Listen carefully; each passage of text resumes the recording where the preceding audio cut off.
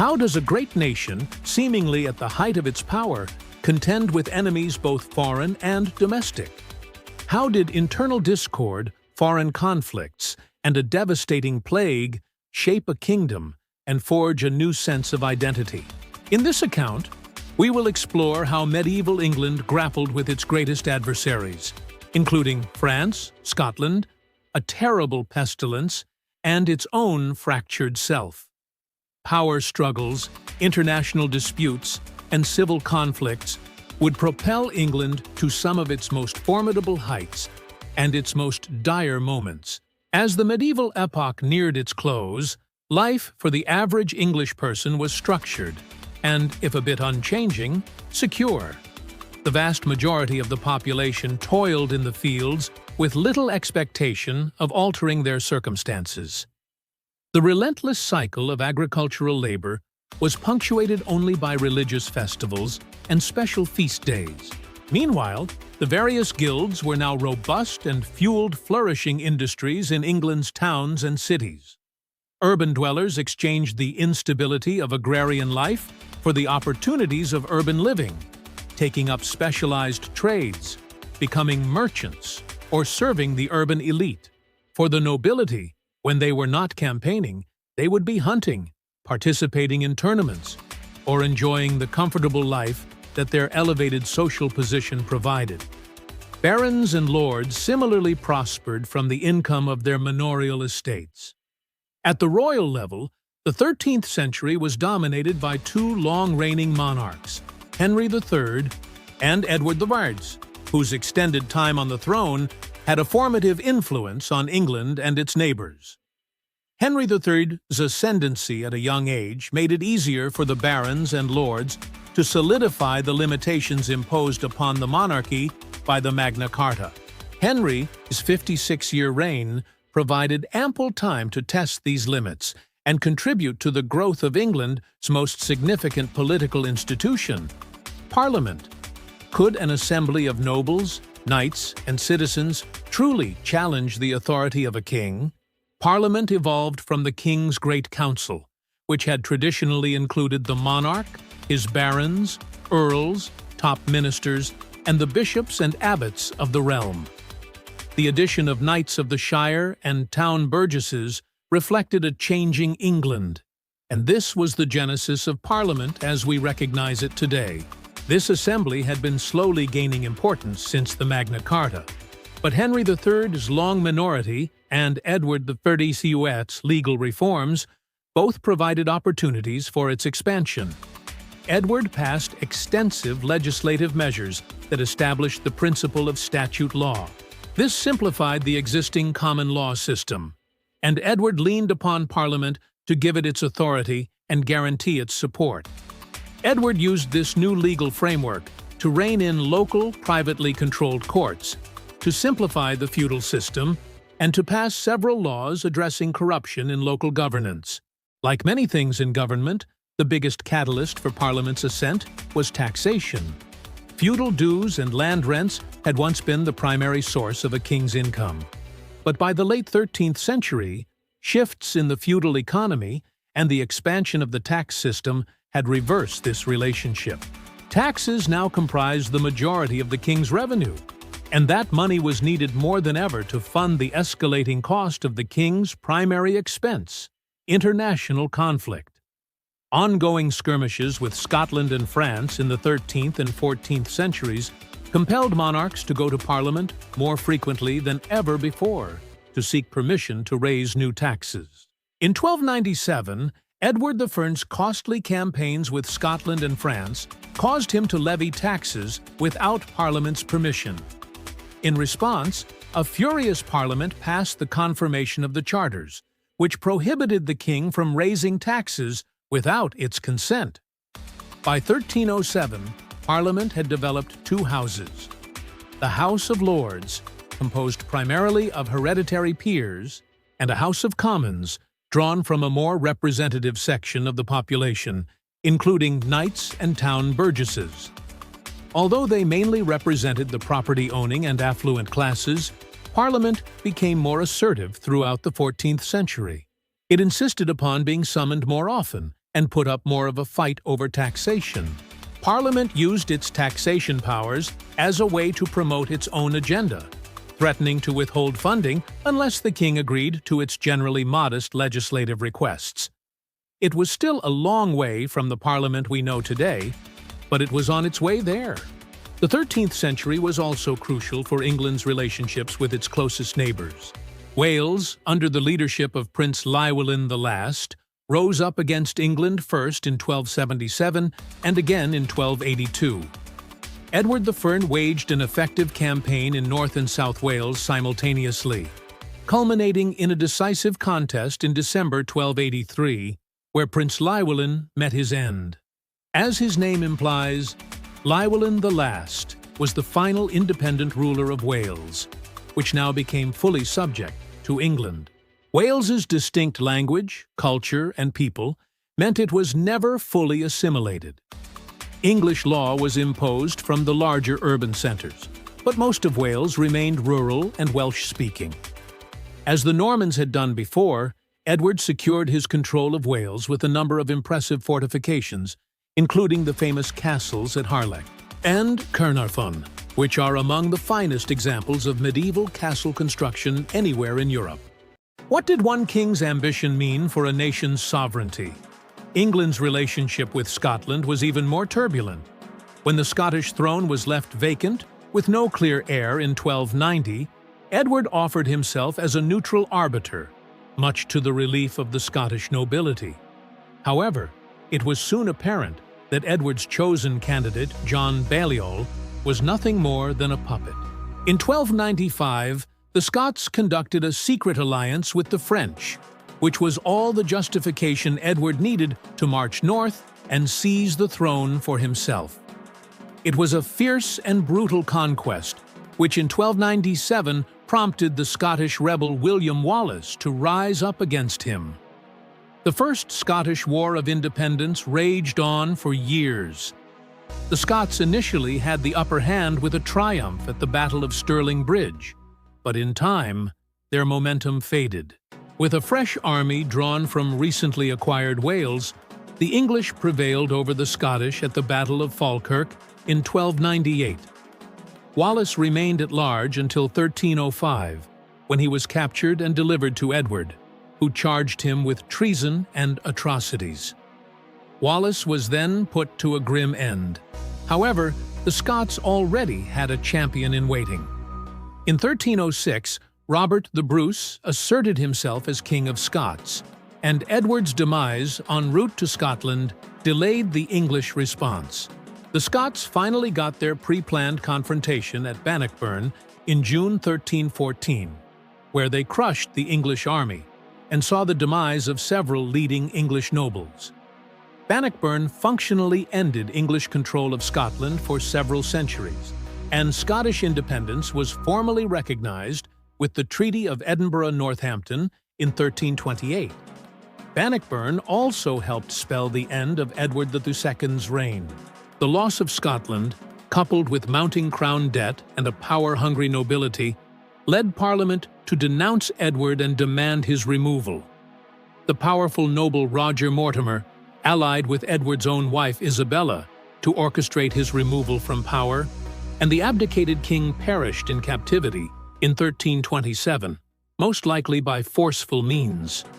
He would not be the last medieval English monarch to suffer such a fate. Encounters with Scotland and Wales helped define English identity, but perhaps no country was more important to that identity than France. The 100 Years' War. After eliminating Roger Mortimer and forcibly retiring his mother Isabella, Edward III seized full power and set his sights on conquest across the Channel. Since the disastrous reign of King John, the English monarchs had disputed with the King of France over control of French territory. In 1293, for example, the French seized control of Gascony for several years, and although Edward IV recovered it, relations with the French remained tense. Edward III would not just seek to recover lands, but to claim the throne of France itself. Thus began the 116-year-long period of hostilities known as the 100 Years' War. These conflicts were extensive and complicated, as their effects on England were more indirect, since the fighting occurred almost entirely in France. The conflict with France still became a landmark moment in English national identity and offered some of the most iconic moments in English history. In 1346, Edward's outnumbered army met the French at the Battle of Crécy, where English and Welsh longbowmen overwhelmed the French knights. A similarly tremendous victory came to his son, Edward the Black Prince, at the Battle of Poitiers in 1356. By 1360, France was forced to sue for a truce, with England now in control of much of northern France. But aided in part by the rise of Joan of Arc and increasing French unity, the tide turned against England. A major reason for the break in the fighting was the arrival of a much worse enemy, the plague. The Black Death first reached England in late 1348, probably arriving via refugees from the continent. Carried by fleas that lived on rats, the plague devastated the English population. The cities that had been symbols of progress in recent centuries were the perfect environment for the disease to spread. England's pre-plague population was around 6 million. By the time the first wave subsided in late 1349, 40% of that population was gone. One monk described the devastation. Towns once packed with people were emptied of their inhabitants, and the plague spread so thickly that the living were hardly able to bury the deceased. Entire villages were wiped out, and some towns lost a majority of their population. The first wave was the worst, but the plague returned numerous times throughout the rest of the medieval and early modern period. Another wave in 1361 took an additional 20% of the population, but later waves generally had decreasing mortality. How do you rebuild a society from its foundations after such a cataclysm? The devastation caused by the plague triggered profound social shifts. Everyone in England would have lost a friend or a loved one, and the cumulative psychological effect was obvious. Depictions and descriptions of hardship became more prominent and more graphic, such as in churches or art. However, this art became harder to create, as the immense loss of life took with it countless skilled masons, painters, architects, smiths, and other talented craftsmen. The survivors found themselves with more land and more demand for their labor than ever before. The plague proved to be the end of the feudal manorial system, as desperate landlords struggled to find laborers willing to work for measly rewards. Over the course of the 14th century, manors declined as peasants purchased or leased land under more equitable terms, marking one of the largest redistributions of land ownership in English history. By 1400, the income for a typical peasant household was around double what it had been in 1300. This manorial collapse did not go unopposed. The Statute of Laborers, passed in 1370, attempted to cap wages across the country to stifle the power of the peasants. And tax reforms in the 1370s to support the resumption of the 100 Years' War also fell heavily upon the peasantry. It wasn't that the peasants were worse off than they had been in the past, but that they felt they were entitled to more. So, in May 1377, a wave of peasant uprisings broke out across southeast England before spreading elsewhere. The Great Peasants' Revolt descended upon London, where the cobbled-together crowds besieged King Richard II at the Tower of London. They demanded an abolition of feudal lordship, serfdom, and villenage to create a more equal English society beneath the king. Although he initially agreed to some demands, he later reversed course, ordering the end of Wat Tyler, the rebel leader. The London rebels dispersed, although minor local uprisings simmered for months elsewhere in England. The ongoing conflicts with France contributed to these social and economic changes. The common soldier during the 100 Years' War drew a steady wage, which increased the circulation and use of money back in England. Artisans and craftsmen faced huge demands to equip these armies, which stimulated economic development at home. Then, of course, there were taxes. The Hundred Years' War helped to solidify Parliament's power over the purse, as cash-strapped kings constantly sought its permission to raise more funds for the war efforts. The balance of power between king and Parliament had shifted decisively. A more subtle social change was also occurring across England at this time. As a symbol of the nation, the English language gained additional status and protections. In 1362, it was made the official language of law, replacing the Norman-introduced French and becoming the language of court and politics. In 1382, John Wycliffe finished the first complete English translation of the Bible, further cementing English's legitimacy and popularity. This English translation also inspired the Lollard movement, which challenged church authority and called for religious reform. Then, in the 1390s, Geoffrey Chaucer's Canterbury Tales did for English what Dante's Divine Comedy had done for Italian, creating a landmark work that legitimized the use of English for literature and became a cultural touchstone for generations to come.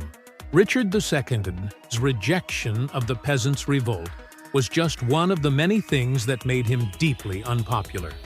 He spent most of his reign locked in a struggle with Parliament and his nobility over his exercise of royal power. Eventually, one of those nobles, Henry Bolingbroke, Duke of Lancaster, rose up against him. The nobility quickly flocked to his banner, and in 1399, he removed Richard II from power. The deposed king perished in a prison a few months later.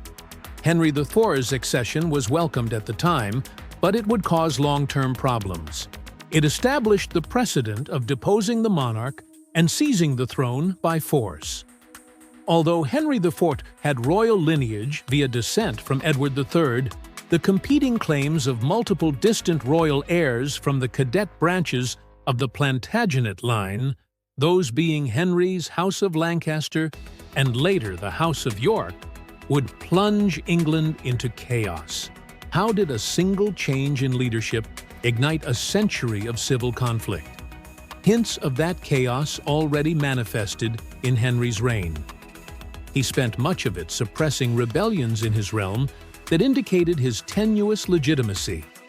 Owain Glyndwr's rebellion in Wales marks the last great Welsh uprising, which lingered into Henry IV's reign. Meanwhile, an uprising by the powerful House of Percy, led by the popular Sir Henry Hotspur Percy, was a bitter blow to his support. And those problems faded into the reign of his son, Henry V. Much like Richard I, his reputation as a fearless warrior overshadows the fact that he spent much of his reign outside England and did not have a domestic impact to match his battlefield one. Still, Henry V's military accomplishments cannot be denied. On October 25, 1415, Henry's outnumbered forces met the French at Agincourt.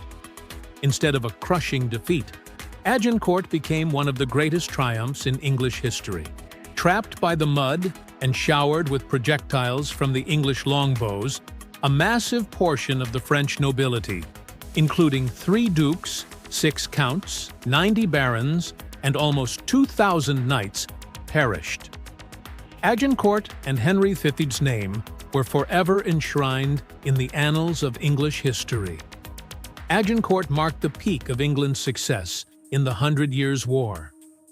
Henry V succumbed to a grave illness in 1422, and his successor, Henry VI, lacked the resolve or ambition to be an effective king. The war in France became the affair of lesser nobles, while domestic matters were increasingly dominated by Parliament and the nobility. Meanwhile, the French rallied against the English and undid virtually all of their gains on the continent over the following years. By 1453, the English retained only Calais. 1453 traditionally marks the end of the Hundred Years' War, but England was not about to enjoy peace. Henry VI's weak reign proved to be England's undoing. Powerful nobles without royal oversight and out-of-work troops returning from France found adversaries in each other. There were several sizable confrontations between nobles in England in the late 1440s and early 1450s, and a serious uprising known as Cade's Rebellion in 1450 against corrupt and ineffective government. There was also a rise in banditry and local governmental abuses. To make things worse, Henry VI suffered a serious mental breakdown. Power abhors a vacuum, and the two great noble families of York and Lancaster aimed to fill it. Richard, Duke of York, petitioned to be named the king's heir. However, the House of Lancaster, led by Edmund, Duke of Somerset, and Queen Margaret, who wanted to secure her infant son, Edward's inheritance, fiercely opposed it. In 1455, after Henry experienced a recovery of his faculties, Richard raised a Yorkist army to capture the king and remove Edmund, which he did at the Battle of St. Albans, marking the start of the Wars of the Roses.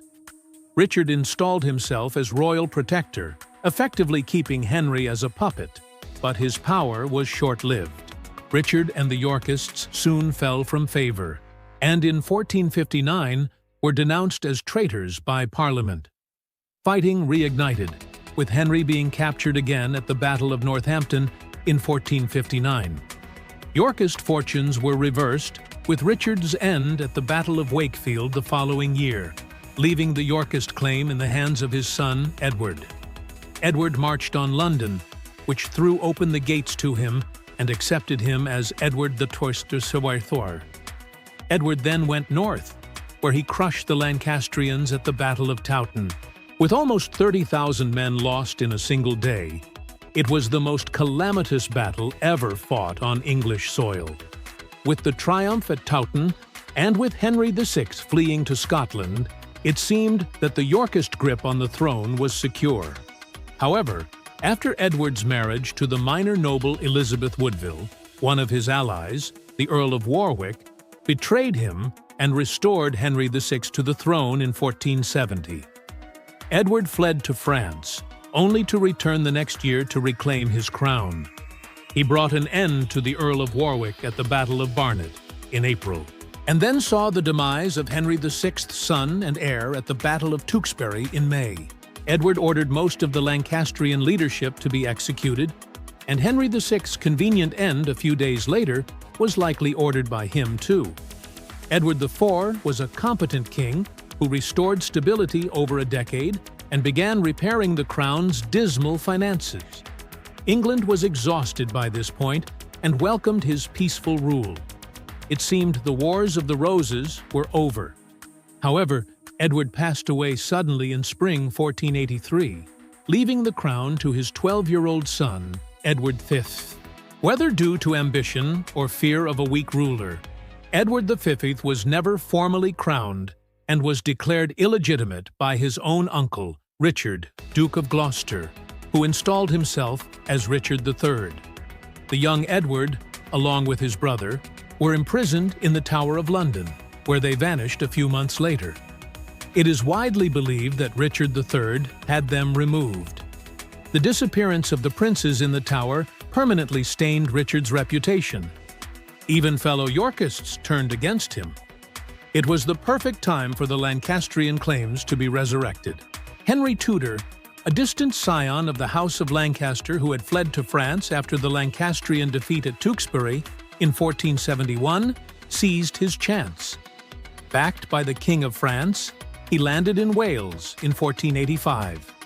The remaining Lancastrians flocked to his banner, as did the Welsh, for he had been born in Wales, and so did many others across England who despised the child-removing Richard. Henry and Richard met at the Battle of Bosworth Field on August 22, 1485, where Richard III became the final English king to fall in a military confrontation. Henry seized power as Henry VII and married Elizabeth of York to unite the two houses, bringing a final end to the Wars of the Roses through the creation of the House of Tudor. England was about to embark on one of its most exciting and dangerous chapters, one that would open its path to global influence. The saga of late medieval England is a testament to a nation its ability to forge a new identity from a crucible of conflict and change.